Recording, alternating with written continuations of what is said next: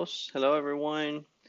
Today we are going to be learning the Spanish that Mexican use. And for that, I do have an image for you that we're going to be using. Let me make sure that, okay, everything's good. Okay, well, good on this one.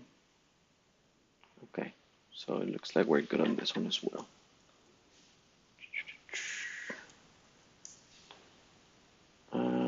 Okay. So if you've been wanting to learn Spanish, I'm trying to show you guys as much as I can about the different things about Spanish.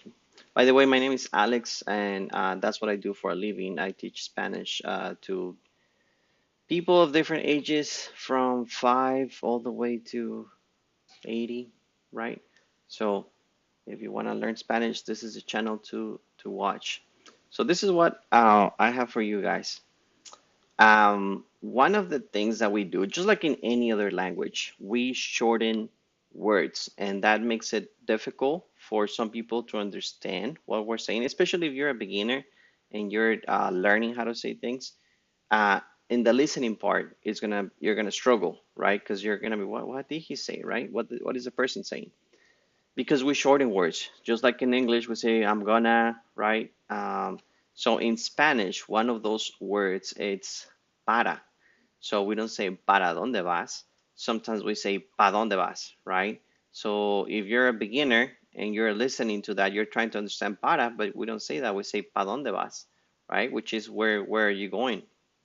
So if you're in those beginner stages and you wanna, pay attention to that pa, right? Which is like where are you going? Pa dónde?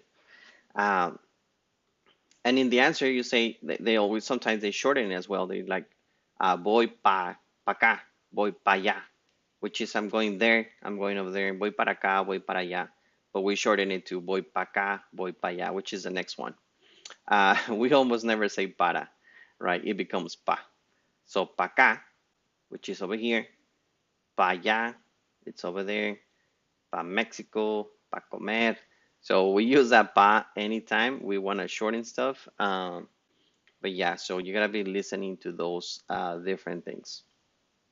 Uh, this is the most confusing one. I think I added it to my videos many times, the word ahorita.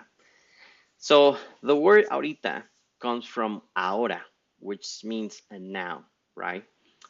We say ahora. The problem is that we no longer have that meaning for that word, right? Sometimes we'll answer like, someone asks us, when are you gonna take out the trash can? Well, like ahorita, which doesn't mean right now. It should mean right now, but it doesn't. It could be in a minute. It could be later today when I feel like it. Eventually, or maybe never, right? So anytime someone answers with ahorita, do not expect for it to be right now. It could be ahorita, tomorrow, maybe I'll do it, or the next day, or something like that. So, it's something part of the culture, which it's not good, right? Because we should be more specific when we speak, but it's just part of the culture to leave it like for later. Let me just do it later, right? But we don't say it like that. We just say ahorita, you know? All right, different ways to say hi. And it all depends on who you're speaking to. Some of them are going to be more formal, some of them are going to be more informal. Like, ¿qué onda? That's something that you will use with a friend of yours when you say, ¿qué onda? ¿Cómo estás? Like, what's up? ¿Qué tal? That one is more formal. You can use it with someone that you just met, like, hey, ¿qué tal? ¿Cómo estás? How's it going? Uh, ¿Qué pasó? That's more informal. ¿Qué pasó? Which literally translates like to what happened, like what's up, right? So that one is more like when someone you know that person. ¿Cómo andas? Is like how's it going as well, and that one you want to use it more informally, right? So the most formal one of all those words is ¿qué tal? That's more formal. The other ones are going to be more informal, right? It's just a different way of saying hola, right? You don't want to be saying hola all the time. Um, Now, all the ones that are not here that you can also use is buenos dias, which is good morning. buenas tardes, good afternoon, and good evening, which is good night. So those are all the ones that you can also use, which are a little bit more formal. So different ways to say hi. ¿Qué onda will be like the most chill one, I guess, like what's up, right? ¿Qué onda? Now another one, uh, the word that everyone means here, right? Tons. So we have the word entonces, which is like so then. That's what entonces means. But sometimes such a long word that we don't say entonces. We just say tons. Tons. ¿Qué vamos a hacer? Tons. Like what's up? Like so, what are we gonna do, right? So so when we're speaking fast, if you hear tons, it's just short for entonces, just like then or things like that.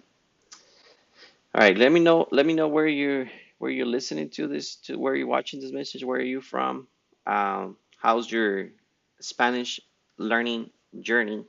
Are you a beginner? Are you an intermediate level? What's your level? Um, all right, let's go with número seis, number six.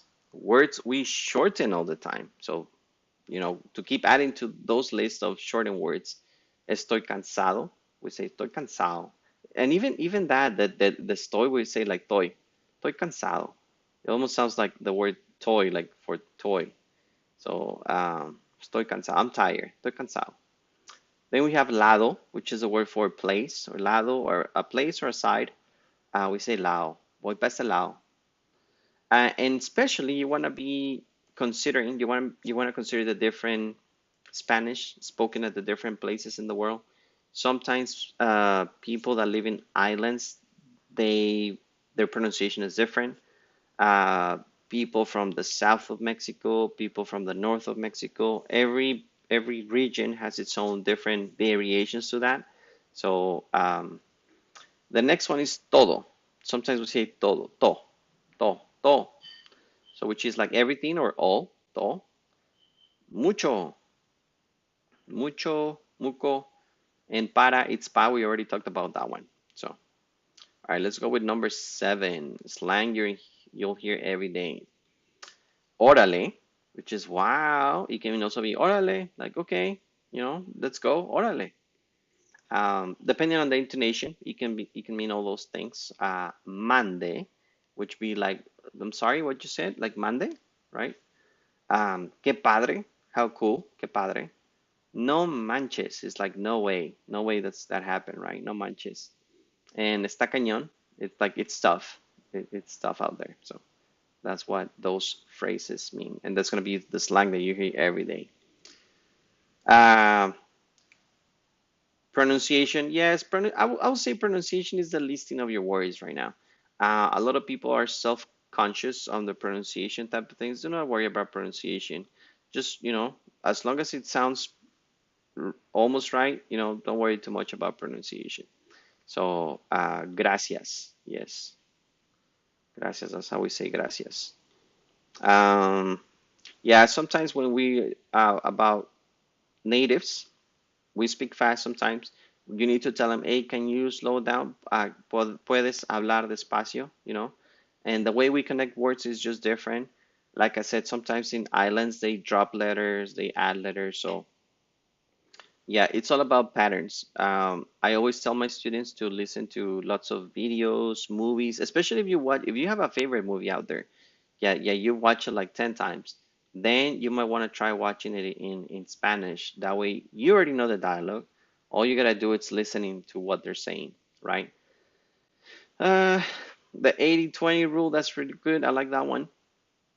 It says learn the words and the patterns natives use 80% of the time, right? So if you learn that 80% Spanish that they use, you're gonna pick it up real quick. So the 80-20 rule.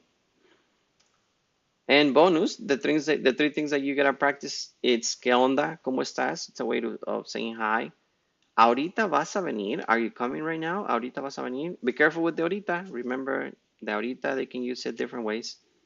¿Pa dónde vamos después? Where are we going after? So, ¿pa dónde? It's where are we? Vamos is where are we going. Después is after. So, ¿pa dónde vamos después? So, practice those if you have a friend or someone to practice with. If you're gonna go on vacations, let me know. If you're gonna go to Mexico, I'm preparing a traveling guide so you guys can use it. It's gonna be free, and I'm working on that. It's almost done. But yeah, if you have any questions, you watch my videos. Drop in the comments. Wow, what's your what are where are you in your Spanish learning journey? Anyways, I'm gonna be working on more things to bring you guys so you can keep learning Spanish. Like I said, I do this every day. This is what I do every single day. So I would like to keep working to bring you more stuff like that. So thank you guys for watching, and I'll see you guys next time.